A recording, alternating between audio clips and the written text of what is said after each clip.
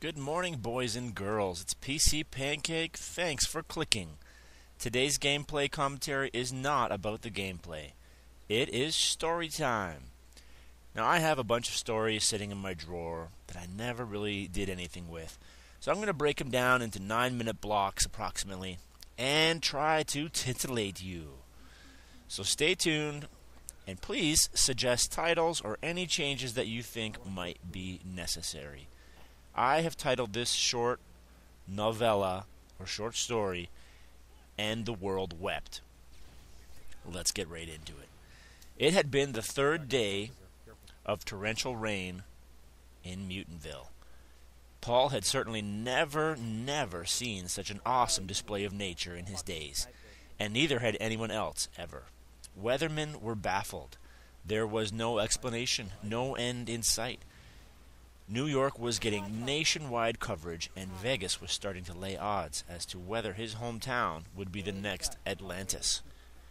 The city had already started to take measures to ensure that the rainwater continued to flood the coastline and run into the ocean. Paul rubbed sleep from his eyes and got out of bed and made his way into the kitchen. There were pots and pans containing leeks scattered throughout the apartment. He flung the contents of the pot beside the coffee machine out the window and pushed the brew button. He went up to the roof to survey the murky rice paddy that was the roof. One of the rainwater down troughs was blocked on the east side of the building. Another one coming up, Pancake. He summoned some gravel from the leaky roof and sent it zipping down the trough to meet the blockage. The gravel came to a sudden stop halfway down. Grasping the gravel, he smashed it through the leaves and twigs easily. Even though the pipe was filled with water and slowed the gravel a bit, a few punches and the water swirled and disappeared. Paul surveyed the rest of the roof. His powers proved ineffective in stopping the leaks. He had direct control over the tar and gravel roof. But as he tightened the area of one leak, some other new leak would inevitably form. The pots would all have to be moved. Momentarily furious, the building shuddered as the foundation was shocked by an instinctive earthquaking aspect of his power. He decided to skip coffee and go and take a quick look at the foundation, where his new neighbors in the basement were quickly stuffing towels into a new leak above one of their windows. They smiled warily up at Paul as they noticed the leak stopping. Paul arrived at Jack's bar at 12:10. Lost my place. Just as they opened per usual. He looked at the doorstep as he walked in. The sun wasn't shining on the building. But the sidewalk in front didn't have any streams on it. In fact, the walkway looked like it was starting to dry up. Inside there were pots and pans in sight. Paul smiled as he pushed through the tiny batwing doors. Paul sat at the bar and ordered meatloaf on meatloaf with a side of mash from Jeff the busboy/bartender, though he only tended bar when Jack was away or tending to a customer. Jeff joked that all the meals were served with complimentary, unlimited water on the side. Paul smiled. Shortly, Jack came over with 2 martinis and gave one to Paul. "Both very dry," said Jack. "Thanks," said Paul. Paul often came to Jack for information, leaving almost every time with a headache and more questions than information. Paul had also come to the realization that when he played pool with somebody, he played best when he played for the fun of it. And so he decided to enjoy his drink with the bar owner and just shoot the shit.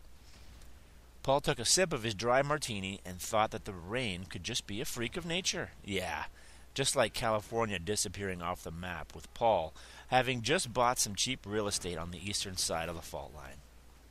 "Nice weather, eh?" said Paul with a smirk. "I can't complain," said Jack.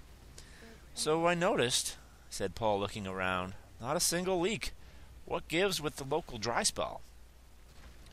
"A gadget I picked up on my vacation to South America," said Jack, leaning on the bar with both elbows.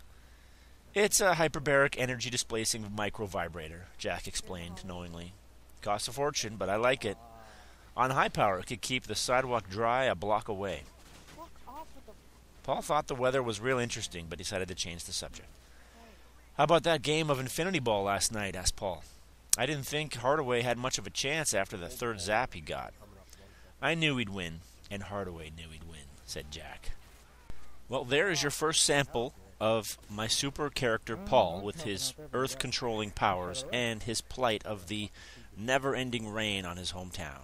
Stay tuned for more, and now some gameplay featuring the Deadly Martini. Oh, fuck me. I couldn't even get him. What the fuck?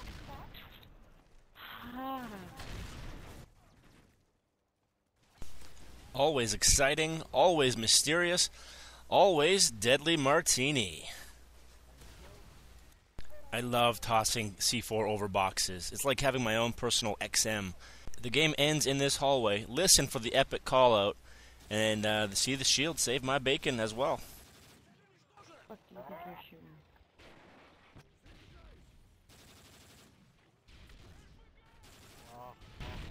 Behind you, Pancake. There's a hallway.